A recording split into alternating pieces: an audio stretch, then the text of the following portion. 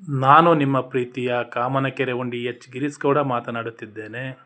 ಇಂದು ಅಮಾವಾಸ್ಯೆ ಇದ್ದ ಕಾರಣ ಆರತಿ ಉಕ್ಕಡದ ಅಹಲ್ಯಾದೇವಿ ತಾಯಿಯ ದರ್ಶನ ಪಡೆದು ಹಾಗೂ ನನ್ನ ಮಗ ಹಿರಿಯರ ಆಶೀರ್ವಾದ ಪಡೆದ. ಹಾಗೇ ಹೆಲಿಕಾಪ್ಟರ್ ಕೇಳ್ದ ಆಟ ಸಾಮಾನು ಆಟ ಆಡೋದಕ್ಕೆ ಅಂತ. ನಾನು ಬೇಡ ಅಂತ ಹೇಳಿದೆ. ಆದರೂ ಹಠ ಮಾಡಿ ತೆಗಿಸ್ಕೊಂಡ.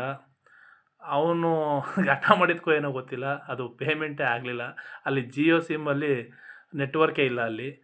ಆಗ ಅದನ್ನು ತಗೊಳ್ಳಿಲ್ಲ. ಅವ್ನು ಸ್ವಲ್ಪ ಬೇಜಾರು ಮಾಡ್ಕೊಂಡು ಬಂದ. ಆ ಬೇಜಾರು ಮಾಡ್ಕೊಂಡಲ್ಲ ಅಂದ್ಬಿಟ್ಟು ಆ ರಾಜ್‌ಕುಮಾರ್ ಹೋಟೆಲಲ್ಲಿ ಅವ್ನಿಗೆ ಇಷ್ಟವಾದ ಪ್ರೈವೇಟ್ ಮಸಾಲೆ ದೋಸೆನ ತಿನ್ನಿಸ್ದೆ. ತಿಂದ. ಆಗ ಒಂದು ಸ್ವಲ್ಪ ಖುಷಿ ಆದ. ಆಮೇಲೆ ಸಿಟಿಗೆ ಹೋದ್ಮೇಲೆ ತಗೊಡ್ತೀನಿ ಬಿಡಪ್ಪ ಅಂತ ಹೇಳಿದೆ. ಕಬ್ಬಿನ ಹಾಲು ಕುಡಿಸ್ದೆ ಹಾಗೆ. ಕುಡ್ದ. ಆಗ ಒಂದು ಸ್ವಲ್ಪ ಸಮಾಧಾನ ಆಗವನೆ. ಹಠ ಹಿಡಿದ್ರೆ ಮಕ್ಕಳು ಏನು ಅಂತ ನೋಡಿದ್ರೆ ಗೊತ್ತಾಯ್ತದೆ. ನೀವು ಕೂಡ ದೇವರನ್ನು ಪೂಜಿಸಿ ಆರಾಧಿಸಿ ಅಹಲ್ಯಾದೇವಿ ತಾಯಿ ಎಲ್ಲರಿಗೂ ಒಳ್ಳೇದು ಮಾಡಲಿ.